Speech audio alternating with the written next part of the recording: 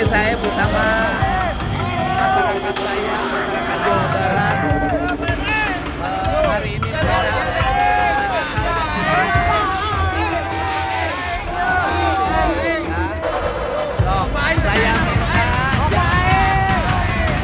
jangan menyentuh gedung sate ya.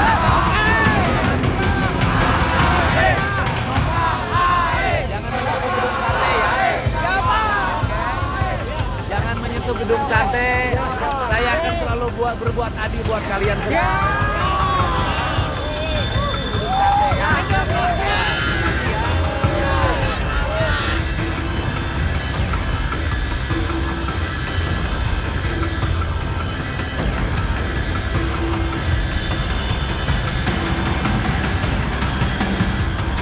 Kenapa?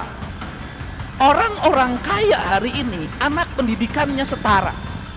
Orang-orang kaya hari ini orang tuanya tegas pada anaknya. Sekolahnya terarah, keterampilannya terarah, pendidikan agamanya baik. Mereka tumbuh menjadi kelas menengah yang makin kuat. Anak anggota DPR jadi anggota DPR. Anak gubernur jadi anggota DPR. Anak kepala desa jadi kepala desa. Akses politiknya kuat.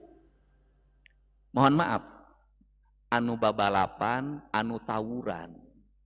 Yang balapan, yang tawuran. Yang keguguran, yang setiap hari sekolahnya DO, anak-anak kelas menengah ke bawah atau dikatakan anak-anak orang miskin. Disparitas ini, saya kasih tahu, disparitas kesenjangan ini akan menjadi problem sosial yang akut. Kenapa? Kalau mereka tidak terselesaikan secara ekonomi, mereka tidak dihadirkan dalam pendidikan yang layak, mereka tidak mendapat layanan, mereka tidak dimasukkan dalam barak untuk mengikuti pendidikan agar karakternya terbentuk, maka revolusi sosial akan terjadi. Dilakukan oleh siapa?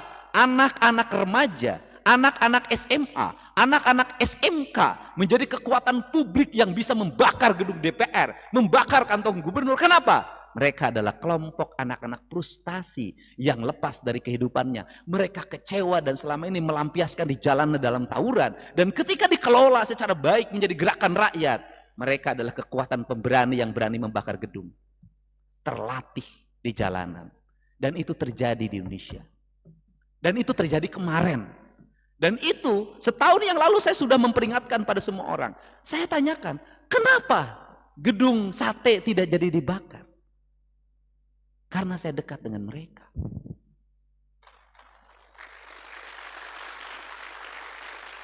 Karena ketika bertemu mereka mengenal wajah saya. Karena saya sering berinteraksi dengan mereka. Karena setiap waktu saya bergumul dengan bahasa sederhana mereka. Banyak orang yang mengkritik saya waktu itu. Kunaon gubernur teh ngomongna sia aing, sia aing. Ternyata bahasa itu sangat efektif ketika menghadapi gelombang demonstrasi. Sia tong diduruk, sia kantor aing anjing. Bahasa itu adalah bahasa mereka.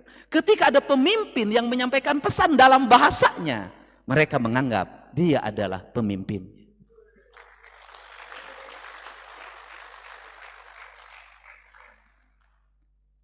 Dan barangkali baru terjadi sepanjang sejarah, jam 3 dini hari mereka nggak bisa pulang. Ada yang dari Kerawang, dari Purwakarta, dari Subang, dan itu anak-anak sebaya. Kenapa? Nggak punya ongkos. Kenapa gedung sate beres pada malam itu mereka? Karena malam itu kebetulan saya biasa bawa uang tunai.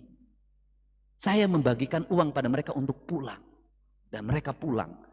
Orang yang mengorganisir mereka menggerakkan untuk membakar tinggal 2 orang. Saya sudah tahu itu. Mereka tidak berdaya. Kenapa? Orangnya tidak bisa digerakkan.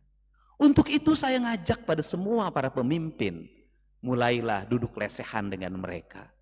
Kalau mereka lagi nongkrong, sapa. Kalau lagi di perempatan, ada yang ngamen, buka kacanya. Hanya sekedar 100.000 berilah. Kalau ada yang kaki 5, yang setiap hari kemudian dia jualan asongan, berilah. Kenapa? Itu merupakan rangkaian kekuatan ketika ada gerakan demonstrasi, perusakan. Mereka adalah kekuatan efektif untuk digerakkan, mudah berkumpul. Dan tidak akan terjadi manakala kita kenal, tahu karakter mereka dan dekat secara emosi pada mereka. Dan yang paling utama adalah mereka percaya pada kita. Ini saya ingetin. Kenapa? Ini terjadi. Baru terjadi dan Nepal itu bisa menggerakkan, menjatuhkan. Kita belum seberapa dibanding Nepal. Nepal anggota DPR-nya dikejar sampai sungai, menterinya ditelanjangi. Kita masih belum seperti itu. Masih terjaga, masih teramankan. Tetapi itu adalah alarm sosial bagi kita.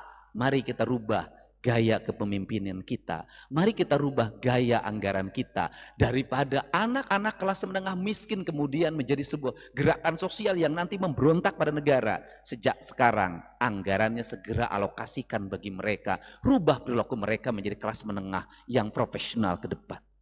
Maka penting dibangun sekolah manajer, maka penting dibangun sekolah rakyat, maka penting dibangun sekolah taruna Nusantara. Penting agar apa? Agar orang-orang miskin bisa duduk di tempat-tempat yang terhormat dan setara. Itu konsepsinya.